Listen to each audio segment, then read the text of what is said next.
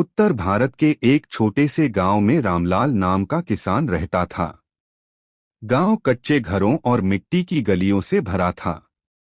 चारों ओर फैले खेतों में गेहूं, सरसों और गन्ना लहलहाता था, लेकिन इन खेतों के मालिक हर कोई नहीं था।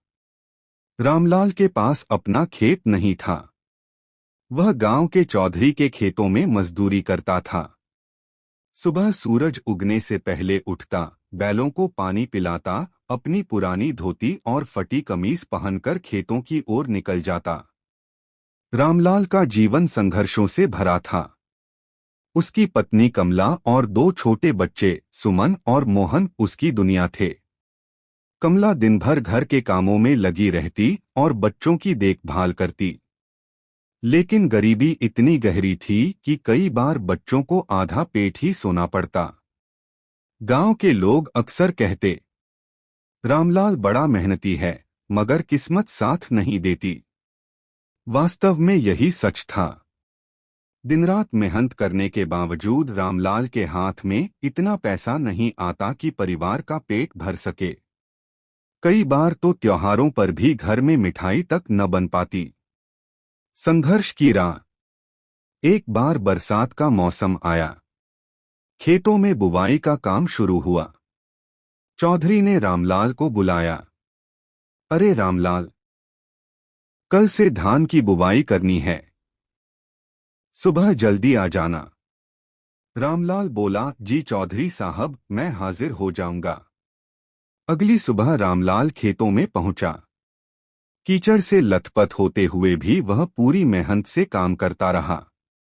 उसकी हथेलियां छिल गईं, पैरों में फफोले पड़ गए, मगर उसने हार नहीं मानी। उस रात घर लौटकर बच्चों को सूखी रोटी और प्याज खिलाते समय उसकी आंखों में आंसू आ गए। उसने सोचा, हे भगवान, क्या मेरी मेहनत कभी रंग लाएगी? क्या मेरे बच्चों का भविष्य भी ऐसा ही अंधकार में रहेगा? बरसात का मौसम बीता और गांव में ठंडी हवाएं चलने लगीं। खेतों में धान की फसल लहलहा रही थी। चौधरी के खेत देखकर गांव वाले उसकी तारीफ करते नहीं थकते। मगर रामलाल के हिस्से में फिर वही मजदूरी आई। रामलाल रोज सुबह खेतों में काम करता और शाम को थकाहारा घर लौटता।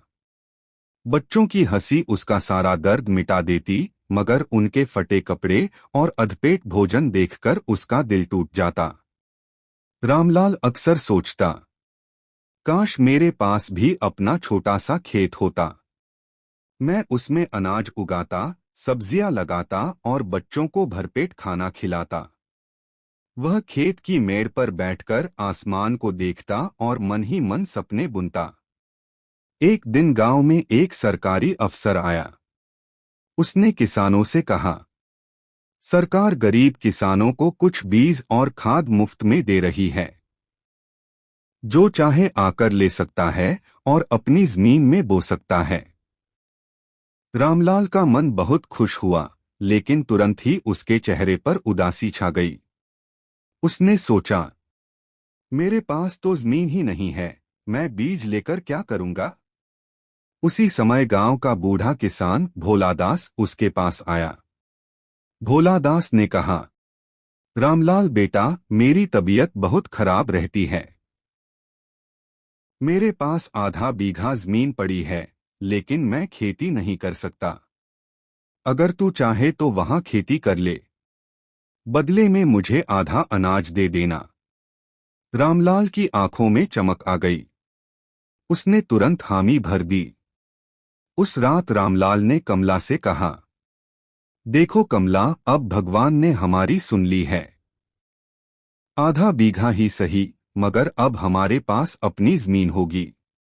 मैं उसमें पूरी जान लगाकर खेती करूंगा। कमला की आंखें भी नम हो गईं। उसने कहा, हाँ, यही हमारा असली इम्तिहान है। मेहनत से हम अपना भाग्य बदल सकते हैं। अगले ही दिन रामलाल सरकारी अफसर से बीज और खाद ले आया। उसने भोलादास की जमीन पर हल चलाया। बैल तो उसके पास नहीं थे, लेकिन उसने गांव के दोस्त से बैल उधार लिए। सारा दिन धूप में पसीना बहाते हुए उसने जमीन तैयार की।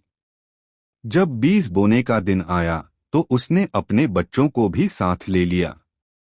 सुमन बीज की गठरी उठाए पीछे पीछे चल रही थी और मोहन मिट्टी पर हाथ फेर रहा था।